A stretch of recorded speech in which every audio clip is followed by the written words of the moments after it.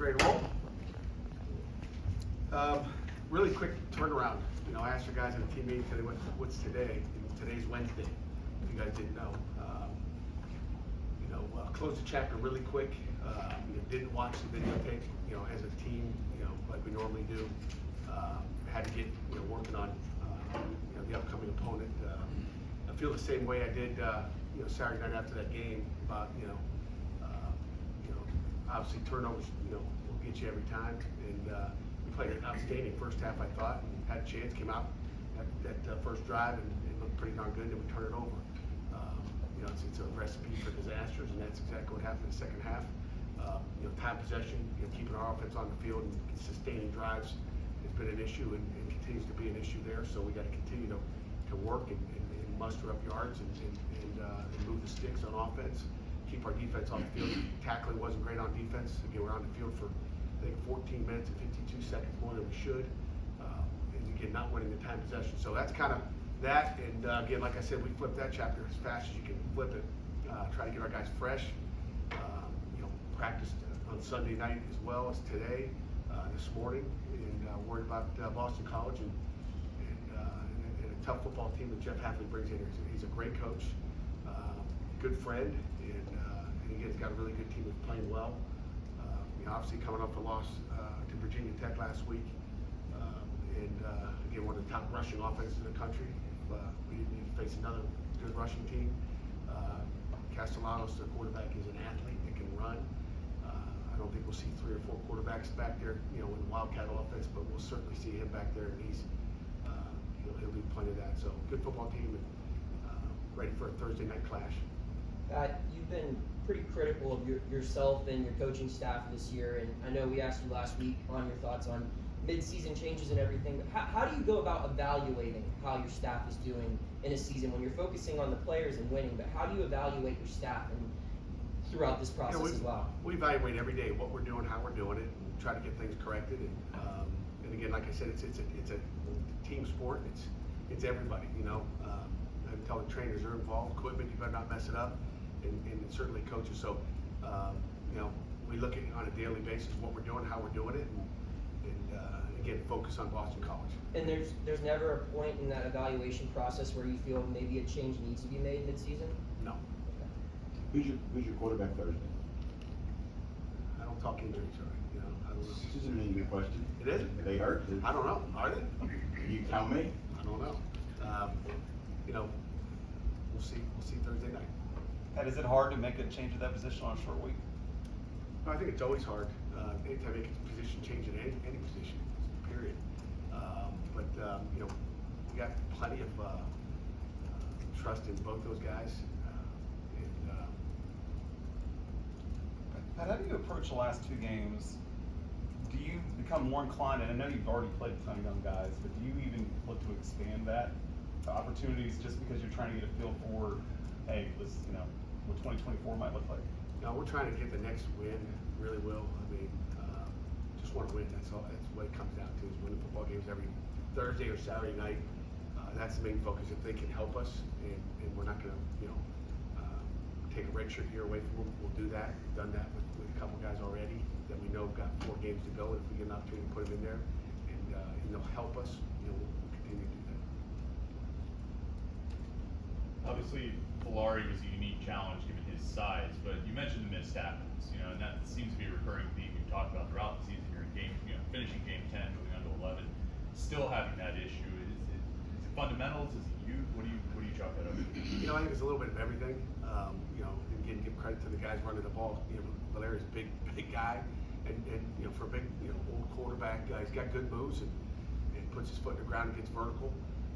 We got to be more physical. And again, a lot of it, I'd say, it's a little bit of everything. But one thing you notice when you go back and watch tape is a lot of guys breaking down. And I'm not a big breakdown, because all you do when you start to break down on a tackle, you just give that guy a chance to make a move on you, right? You break down and he gives you a little there and goes there.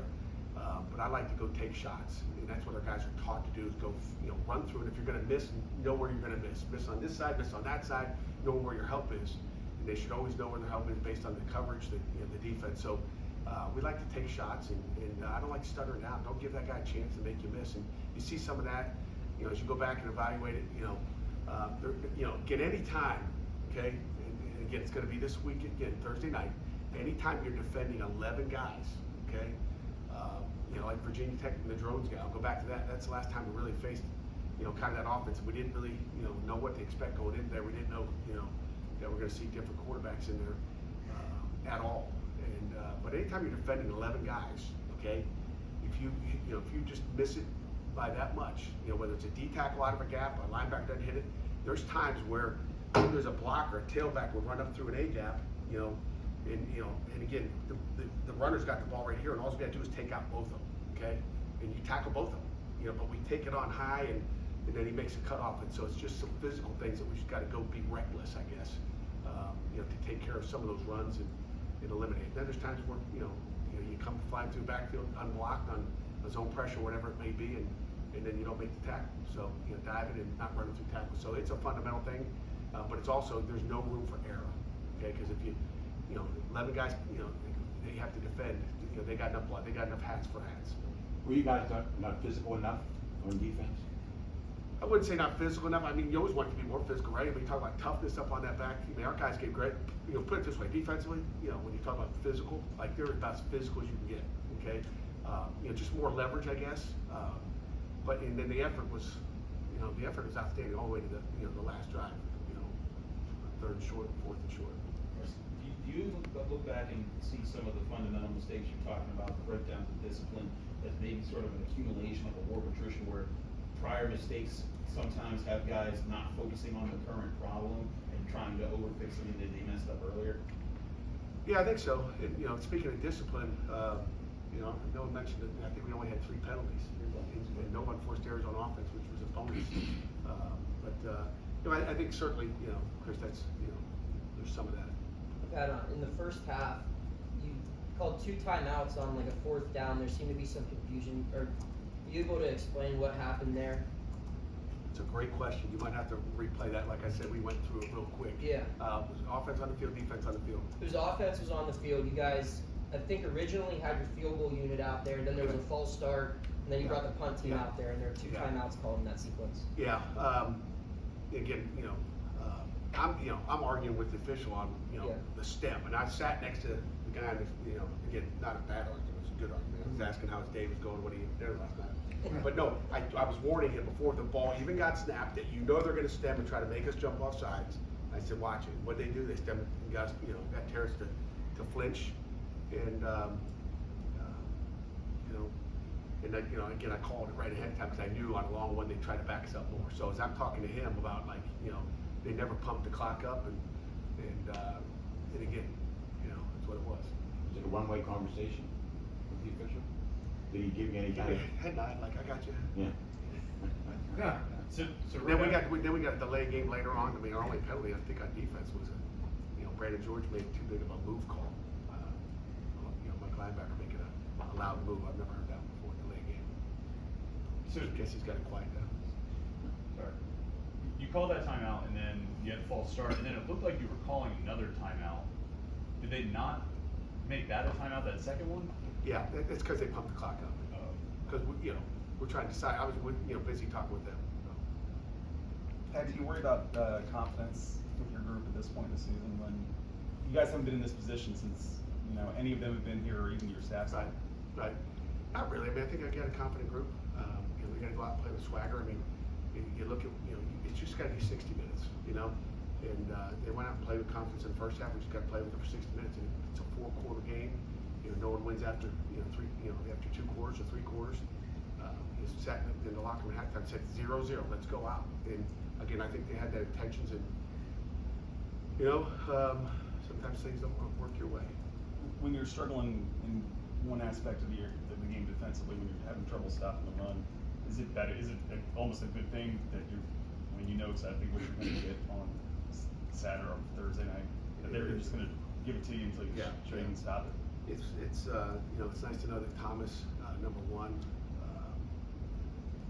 is going to be the quarterback. I think should I say that? And Hatfield put somebody else a quarterback that we don't know about, but they do a little wildcat as well. But that'll be the main guy. I mean, he can slate it too and run. How have you seen your receivers to try to continue to grow this year? it seemed like they were still in the game making play even as the passing offense was having a hard time.